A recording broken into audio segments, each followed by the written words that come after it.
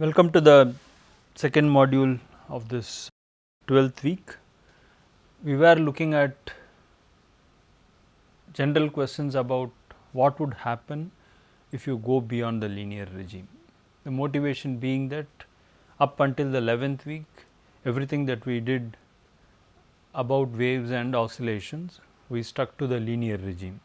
In other words, somewhere down the line, the response is taken to be proportional to displacement, or the restoring force is proportional to displacement, and of course, there was a minus sign to take care of, to ensure that there will be oscillations.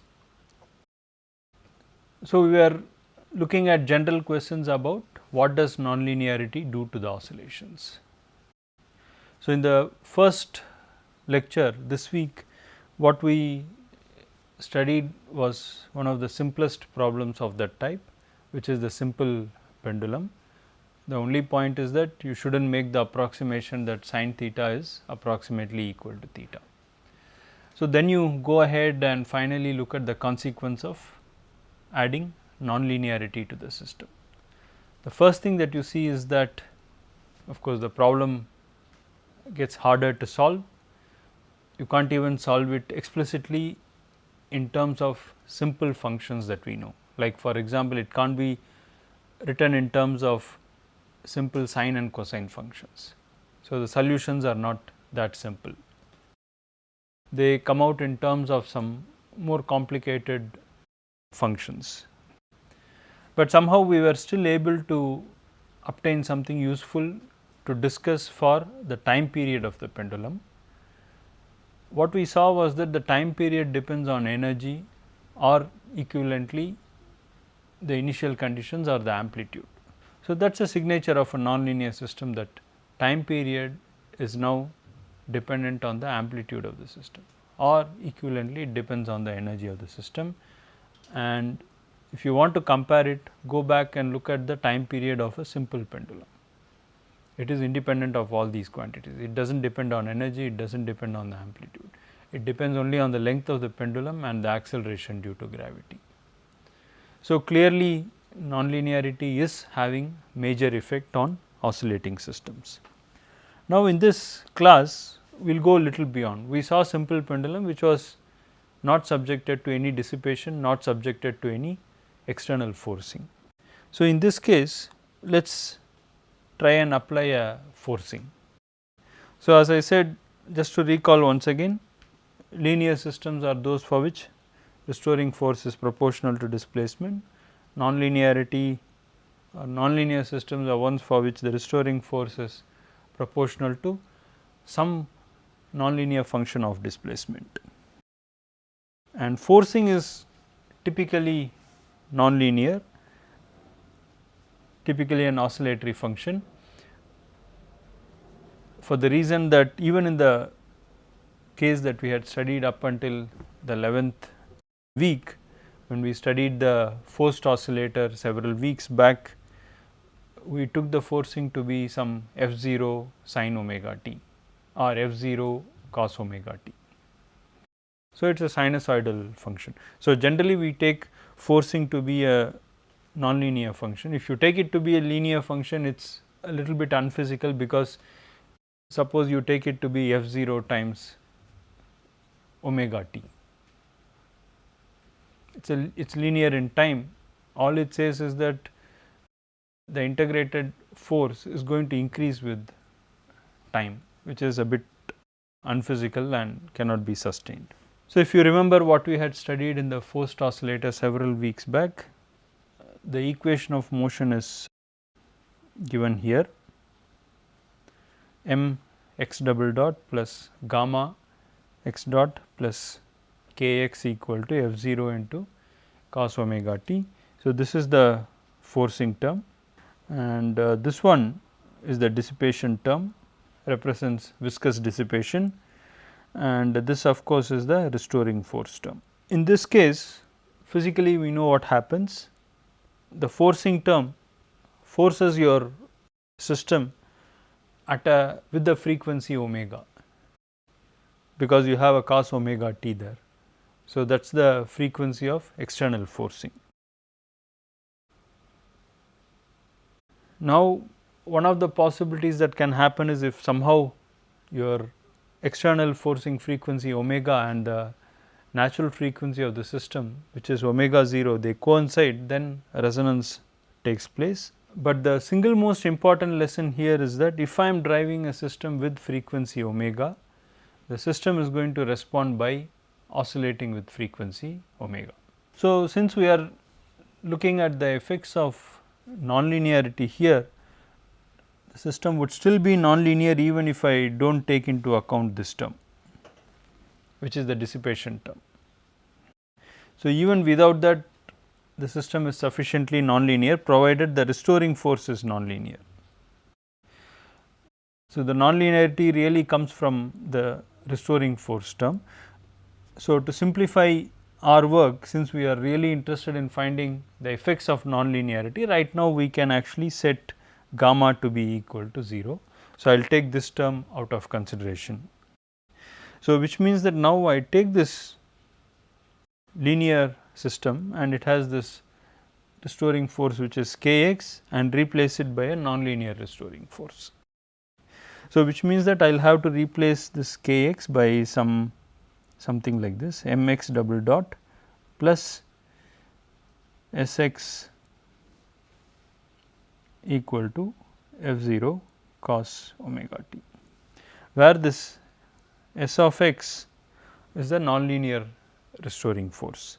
So, in general it could be an infinite series with s1 x plus s2 x square plus s3 x cube and so on. And all these numbers s1, s2, s3 and so on, they are all constants. So, in general you can have a problem as hard as this. It is a quintessential nonlinear second order differential equation. So, in practice this nonlinear restoring force, which I introduced really as an infinite series, in practice it is never really an infinite series, but in many cases you can make do with just two terms like this s1 x and s3 x cube. First, let us consider the case when s1 is positive and s3 is negative. So, in this case your restoring force is going to depend on x, and since you have this x and x cube, is going to also depend on the sign of x and x cube. So, in the positive side x and x cube will be positive, on the negative displacement side it is going to be negative. So, if I set S1 to be positive and S3 to be negative, what is going to happen is that you are going to have asymmetric oscillations about x equal to 0. Suppose I make this choice S1 and S3 both are positive. So, in this case what happens is that the nonlinear restoring force is greater than the linear restoring force at any value of x or at any displacement. To realize this, we need to plot this function. So, here I have plotted this nonlinear restoring force S as a function of displacement x.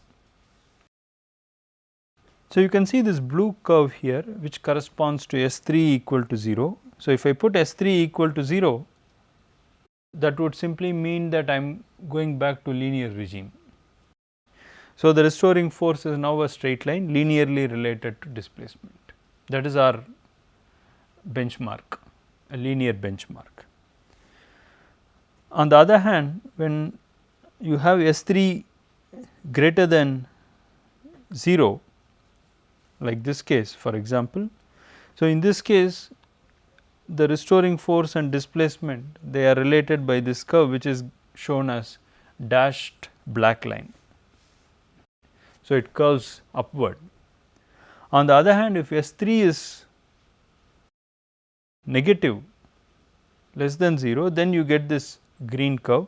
So, generally if you think of this as a system of mass and spring, the case where your S3 is greater than 0 is often called the hard spring, and the case where S3 is less than 0 is often called a soft spring.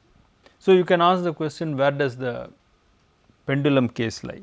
So, in the case of pendulum, sin theta is theta minus theta cube by 3 factorial, and then there are higher order terms, but if you look at only these two terms, then this would correspond to the case when the pendulum can be thought of as a soft spring. So, now with this background, let us do one problem where there is forcing on the system, and we are going to keep the nonlinear terms in the restoring force. Several weeks back we looked at this problem of beaded string. So, you have a string and many beads in it, and the simplest case there is when you have a string with simply one bead. So, we considered the oscillations of such a system, and we even obtained the normal mode frequency for that case. So, here I am turning that same system vertically like this. So, I have these 2 points O1 and O2, and there is a mass which is shown in that, which is shown as blue circle here, and it has mass m, and it is held at the center of this string which connects O1 and O2. So, when it is not disturbed, the string has length 2L, and if you move it a little bit, the string takes a new length capital L, and more importantly what we are doing is we are giving it a forcing along this direction, and that forcing as shown here is f0 cos omega t. So, I am forcing it in this direction, and x is the displacement, theta is the angular displacement from this vertical. So, initially I assume that there is uniform tension T0 in that string, and we can write the equation of motion. So, mx double dot will be equal to 2 T0 sin theta. Since there is uniform tension T0 in the string, there will be, as I have shown here in this free body diagram, the vertical, in the vertical directions there would be t cos theta acting opposite direction to one another. So, that will keep this bead in the same horizontal plane, no motion in this direction. So, this t cos theta in this direction, t cos theta in this direction would cancel out, whereas the component of tension in the horizontal direction they add up. Okay. So, you get 2 t sin theta. So, my equation of motion would be mx double dot plus 2 T0 sin theta. So, I am assuming that T0 is the uniform tension in the string, and when I pull it apart a little bit, the T0 does not change. Again, these are the kind of assumption you make when you work with within the linear regime. So, that is equal to f0 cos omega t. Now, from the geometry of this figure you can see that sin theta will be equal to x divided by capital L, and that capital L I can write it as L plus some delta L. Typically, when I write it like this delta L is generally assumed to be much smaller than L. So, if I take L outside, it can be written as, so just look at the denominator, it can be written as L into 1 plus delta L by L. As I said, delta L by L is very small. So, you just take sin theta to be equal to x by small l, and this kind of an argument is valid if theta is small. So, that makes sense, because if theta is very small, small l and capital L are nearly equal, which is what we have essentially achieved. So, I plug this value of x by L for sin theta in the equation of motion, and I have this equation of motion. The solution is simply f0 by omega into mod of z. This capital Z is the impedance, and its multiplied to sine of omega t minus phi. So, you can see that the displacement maintains a phase difference with respect to the forcing, but very importantly for us is that displacement has a frequency omega, which is same as the frequency of the forcing term omega. So, that is what right now we need, and this is a signature of a linear system in some sense. Now, let us get to a nonlinear system.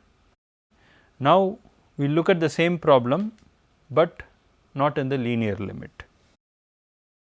So, I earlier assumed that the uniform tension in the string is T0, which remains the same even now.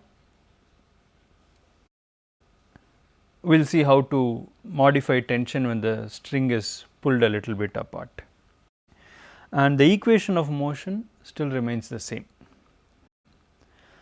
but and sin theta is equal to x by capital L as usual, but now I can no more write this capital L as L plus small l. I cannot make the assumption that capital L is only a little bit different from this small l. In the linear system, that is what we did, and finally, we wrote it as x by small l. So, both these are not possible. I need to keep L as it is, capital L has to be kept as it is. So, my equation of motion is this: mx double dot is equal to minus 2 t into sin theta plus f0 cos omega t. Now, t is the tension when you displace the string by an amount x. So, the tension does not remain the same. When it is at rest position, the tension is T0, and when you pull it apart a little bit, the tension has changed and it is capital T now. You still assume that it is uniform tension, but the value of tension itself has changed. Now, I can write an expression for this tension, because what I call as S is simply the restoring force per unit length. Since that is simply restoring force per unit length, just like a stiffness constant, so T will be T0 plus S multiplied by the change in length. Change in length is capital L minus small l. As you can see, capital L is the new length, which is slightly or substantially larger than the original length, which is small l. So, this is going to be my expression for the tension when I move the bead a little bit apart in this direction. So, now I substitute this value of t in this equation of motion, and this is what I am going to get. Just a small rearrangement will give you this equation. Now, I want an expression for L in terms of other parameters. So, if you go back to this figure, you will see that this triangle that I have, I can use that to write capital L in terms of small l and x. So, which is what I am going to do here. So, capital L square is equal to small l square plus x square. Take square root to get an expression for L, you get this, and finally, it boils down to this one. Now, let us get back to our equation of motion. Here in particular, I want to concentrate on this term here, this first term. So, we will assemble the whole equation back again a little later, but let us simplify this term by putting in this value of L that we got just now. So, here I have just substituted for L here. So, first term is minus 2 T0 x divided by this quantity, and the next term is minus 2 S L into x divided by L. So, that is this, and the last term is 2 S x divided by this quantity. So, I have already substituted for L here. So, I have done all these things. Now, you see that in the denominator here I have this square root of 1 plus x square by L square here and here. So, now I am going to approximate this using a binomial theorem or a binomial expansion.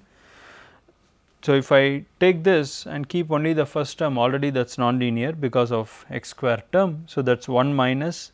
So, 1 by square root of 1 plus x square by L square is equal to 1 minus x square by 2 L square.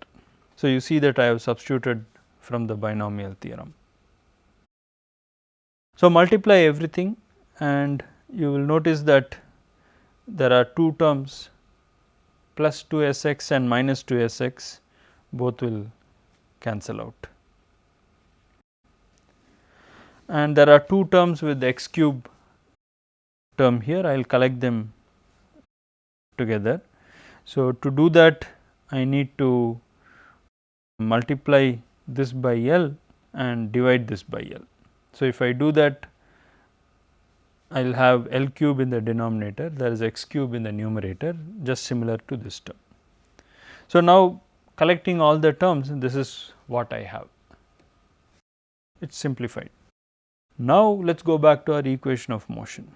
So, which means that I am going to go back to this, and now I have obtained a very simple expression for this term, which I will use here, but two other terms which are this and this, they will remain the same as before. So, you can see that when I go back to the equation of motion, this term remains as before, this is the forcing term remains the same as before, and I have simply substituted this here. With this, my equation will simplify to x double dot is equal to minus S1 into x minus S3 into x cube plus F0 by m cos omega t. So, this is the simple equation of motion that I have for this system, and you can see that it is nonlinear. So, the nonlinearity comes from this term. Now, if S3 is small, we can assume that the solution is of the type A cos omega t. So, A is again an amplitude we will have to determine later if we want the full solution, but we will not do that here. So, now if I substitute this in the equation of motion, I will get this following equation. All I need to do is to calculate starting from x1 equal to A cos omega t, calculate x dot and x double dot and substitute it in this equation, and that is going to give me this. Now, having done that, you see that I get this term cos cube omega t.